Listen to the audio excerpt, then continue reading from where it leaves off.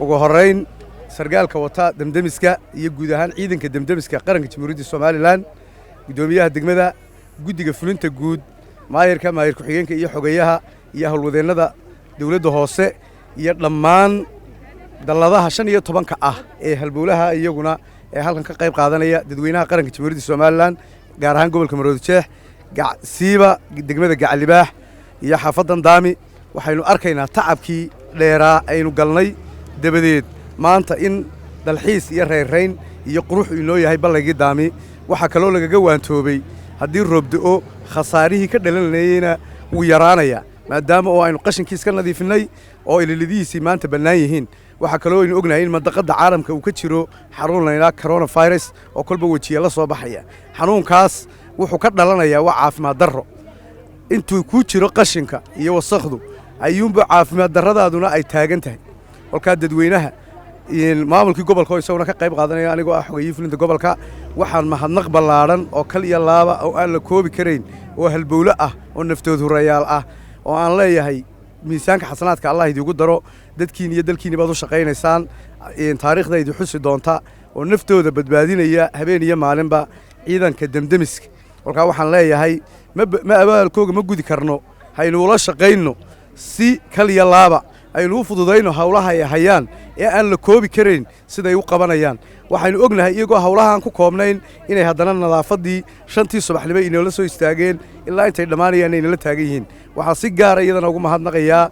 guud ahaan maamulka degmada fulinta maayirka iyo maayir ku-xigeenka iyo xogeyaha siiba gudoomiyaha oo madaala ah isaguna oo nin junior ah iyo howlwadeennadiisa oo bah kasta leh oo aan soo koobi karayn waxaan leeyahay cid kastoo ka qayb qaadatay way ku mahadsan yihiin wadaniyad baanay muujiyeen inta kale aan ka qayb qaadanna oo ay u badan yihiin ragguna waxaan leenahay soo baxaan oo fadhiga ka kacaan oo nadaafadda ka qayb qaataan qofka muwaadinkaana waxa lagu ogaadaa marka uu qarankiisa iyo dadkiisaba u shaqeeyo kelmadu baan ku soo gabagabaynaya quruxda iyo nabadgelyada waxaynu haysanaa saldhig bay leedahay furay leedahay iftiin bay leedahay waa nabadgelyada walka nabadgelyadana inaynu iskaga dhigno guntiga dhiisha oo aynu ilaalino laamaha amniga ee u xil saaran ee wasaaradda arrimaha gudaha u horeyso iyadana inaynu kala shaqeyno oo isla markaana hogaaminayo isaguna mas'uul hanti qaran ah oo rag cadaaya Maxamed Kaahin Axmed iyo wasiir ku-xigeenadiisa agaasimayaashiisa guud halwadeennadiisa iyo gaar ahaan ciidankeena qaranka Jamhuuriyadda Soomaaliland oo abaalkooda iyagana aanaynu gudi karayn kuwa xuduudaha fadhiya ee dhaxanta iyo babeedyada iyaguna haya iyagana inaynu dareen iyo dhow yeelano oo aynu la soconno oo u damqanno ilaalino ubadkooga iyo magacooga iyo maamuuskooga iyagana inoo sharafa ciidanka bilayskana inaynu habeen iyo maalin iyagana la shaqeyno waxaynu ognahay madaqada caalamka waxa inagu gadaaman inay cid walba qiiqayso Allah ka damiyo inaguna waxaynu halka ku soo gaarnay iyaga oo dareen dhow iyo il dhowba u leh ciidamadeenu iyo shacabkeena xariirta oo iyaguna si sumad leh ula shaqeeya habeen iyo maalinba halka waxaan leenahay ciidanka bilayskana iyaguna waa madaale hogaamin wanaagsanna waa haystaan oo talmoon oo waxay leeyihiin tanan la yiraahdo Maxamed Saqali dabagale talixigeenka koowaad Cabdi Xasan Mire iyo talixigeenka labaad Daahir Cali Wacays iyo dhammaan hogaamadiisa qaybihiisa saldhigyadiisa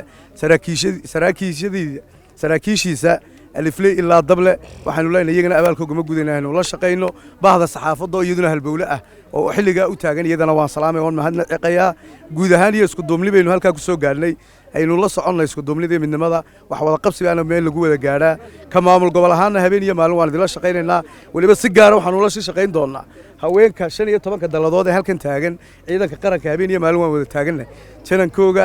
iyo agaasimahooga dhammaan saraakiishoodaba iyagana waxaan leenahay dib ma ilooyno waan idin garab taaganahay guul iyo gobonimo tacabkeena horaa u sii socdo wassalaamu calaykum waraxmatullaahi wabarakaatu